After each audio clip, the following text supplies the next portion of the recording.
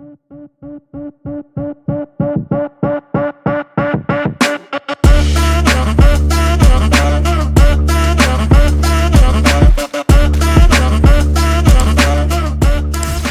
so they acknowledged that they were strangers and exiles on the earth because of promises of God, because of what he had told them. They had been there was a separation between there always is a separation between those to whom God promises, those with whom God makes covenant. Remember what a covenant is. It's a relationship. It's a binding contractual relationship. That's why a marriage is a covenant relationship. A wife and a husband come together. They make a contractual agreement to bind themselves to each other exclusively, right? And that's what, and it's a type of covenant. You have your responsibility. I have my responsibility. And God made a covenant relationship with Abraham. He renewed it with Jacob and with Isaac, and he made it with Moses and the people of Israel through the law. And so God is making these covenant relationships, and whenever you come into a covenant relationship with someone, you are automatically, by definition, separated from everyone else in the world. When I made my relationship, when I entered into my covenant relationship with my wife, I was, by definition, automatically separated from every other person in the world. I cannot have a relationship like I have with my wife with anyone else in the world. I have automatically been separated from everyone else, right? I have become, as they say, exclusive. I am exclusively in a relationship with my wife, and there is no inclusivity here. No one else gets included. It's just me. It's just her. That's it. There is no other one who we have a relationship. We are separated. And that's the same thing when you enter into a covenant relationship with God. You are instantly, by definition, separated from everyone else on the earth. At least everyone else who is not also in that covenant relationship with God. And so you become a foreigner and an exile on earth. Because in that covenant relationship, you have a new home, which is with him. It's with God. And until this earth has been remade and placed under the rule of Christ, this earth will always be a foreign land for those who are the children of God. Verse 14, for people who speak thus, what does he mean, speak thus? Speak in faith. Speak with that kind of believing that says, I believe what he has said despite not having seen it, right? People who speak like that make it clear that they are seeking a homeland. People who speak like that make it clear that they are not content with where they are. They are not setting their roots here, but rather they are seeking that permanent place. And we've talked about this idea of that faith is necessarily future-oriented.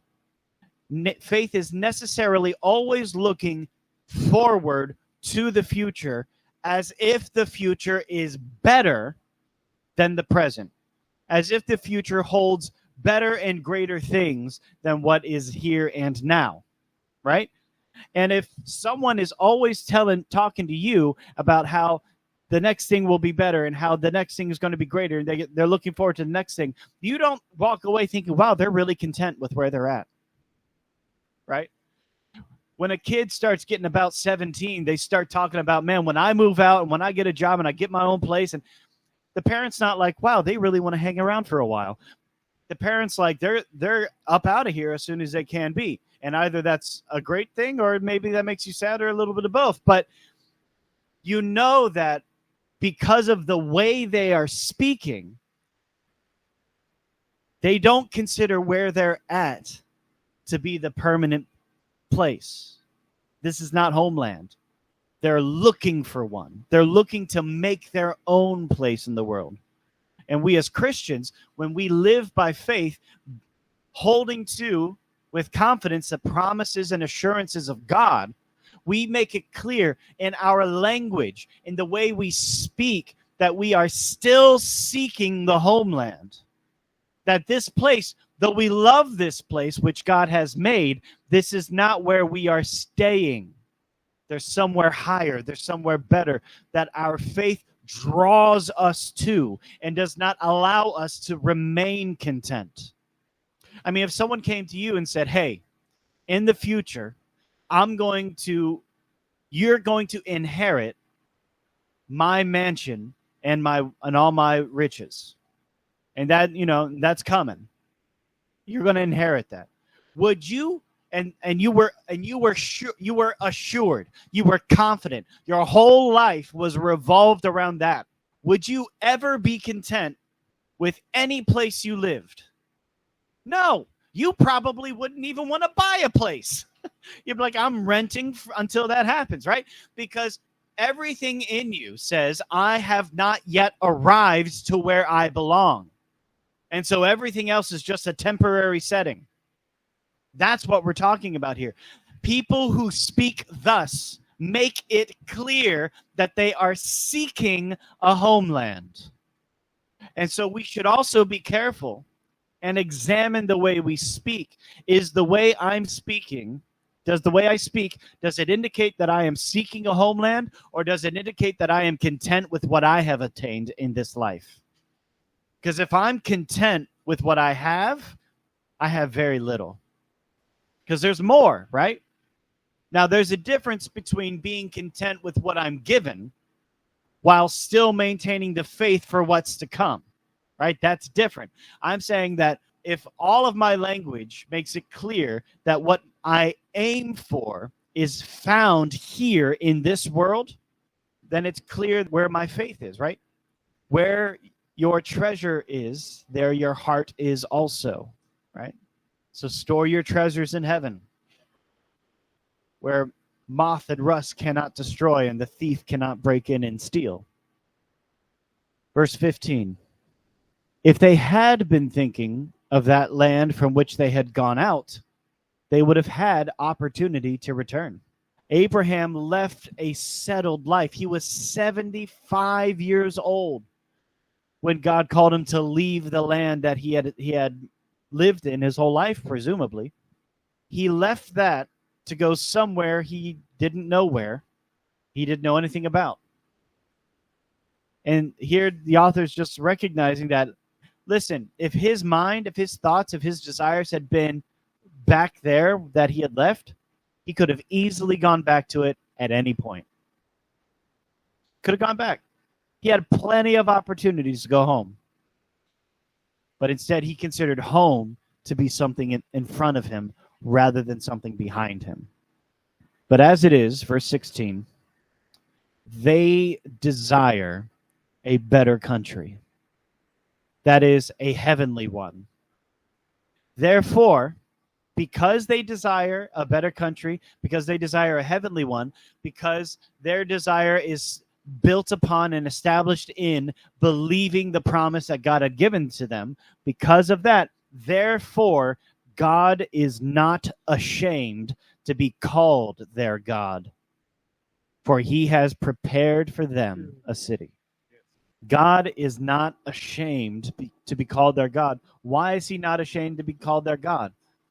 Because they believe him and they live their life as if what he says is true. You know, and we talked about this a lot, how trust is the essential quality for intimacy. It's the essential quality for intimacy. And so if we live our lives not trusting what God says,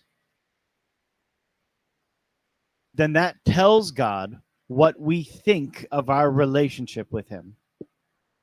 If you cannot trust God in what he says, then you cannot have an intimate relationship with him. And you will not have any fear of him, and you will not pay attention. But for the one who believes what he says, who believes it's true, and who, because of that belief, lives as if it's true.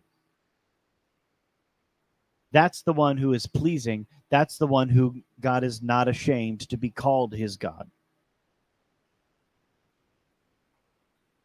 Because that's what it comes down to, right? Your belief, what you truly believe, will govern what you think, what you say, and what you do. And if what you think and what you say and what you do does not line up with the word of God, then it's an indication to you that you don't believe him. That's why it matters what we think and what we say and what we do. Not because those things will then, not because if we think and say and do the right things, then God will be happy with us. It's because all of these things are a sign of what we believe. They are the evidence of what you believe. Right? I'll say it again. We've used this example. If I said to you, "Hey, I'm going to be at Buffalo Wild Wings at noon. Meet me there." If you believe me, what are you going to do? You're going to go to Buffalo Wild Wings at 12. If you don't believe me, what are you going to do? Not go to Buffalo Wild Wings at 12, right? Why? Because what you believe governs what you do. And so even if you said, "Yeah, sure," and then walked away, like he's lying or whatever, the proof of whether or not you actually believed me would be in what you did. And that's the same with faith. Faith. That's why works without faith are dead, but also faith without works are dead, because the works are the proof of what you believe. But you also can't fool God by doing the things you think that will make him happy, despite not actually believing them.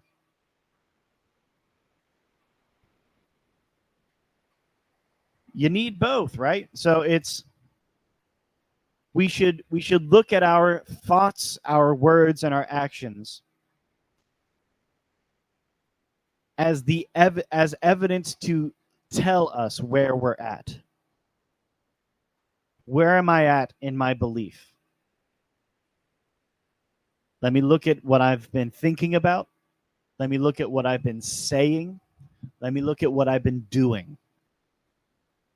What do those things say about what I believe? Now, what they believed is God had prepared for them a city.